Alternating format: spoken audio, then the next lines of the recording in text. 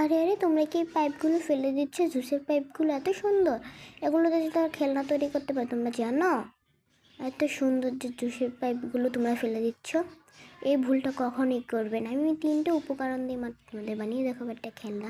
আমি সর্বপ্রথমে পাইপটা পিছিয়ে দিয়ে কেটে নিব, তারপর যে দাগগুলো থাকবে দাগগুলোর মাঝখানে 2টা কাট করে দিব।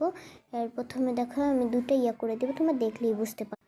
দেখো এখন কিন্তু আমি করে দিয়েছি, তারপর নিচ থেকে কিন্তু আমরা কেটে দেবো, দেখাচ্ছি। দেখো আমি কিন্তু ভালো করে পুরোটাতে করিনি, তোমরা কিন্তু চাইলে দেখলেই বুঝতে পারবে কেমনে কাট করছি।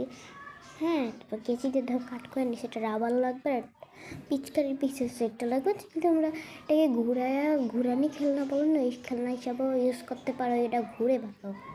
তারপর তুমি যদি কোনো পিচকারির পিছে রাবার লাগিয়ে এখন খেলতে পারো, শুধু রাবার দিয়েও খেলতে পারো, তোমাদের ইচ্ছা মতন তোমরা বানাবে, বুঝছো? তারপর দেখো এটাকে তোমরা একবার ট্রাই করে দেখাচ্ছি। দেখো সবাই তুমি এইভাবেই কিন্তু ট্রাই করছি। দেখো অনেক দূরে গেছে, দেখছো? চল তোমাদের দেখাই। এখন দেখে এটা কিন্তু আমি লাগাই একবার ট্রাই করে দেখতেছি। আমি দাঁড়ায়, ও ভাই এটা কত দূরে গেছে, এটা পুরো আইসে এখানে পড়ছে, রাবারটা লাইকা রয়েছে। দেখছি রাবার লাগে লাইকা যায়, বুঝছো? বেশি কেটটা লাইছিলাম তো আমার এক সাইডে কাটা রয়ে গেছিলো, তো এর লেগা লাইকা আছে। তোমরা চাইলে ওই কাটাটা না রাখতে পারো। আর দেখো দেখো দেখো, দেখছো? এটা কিন্তু বারবার খুললা যায়, ওরা পড়ে গেছে কিন্তু এটা পড়ে না।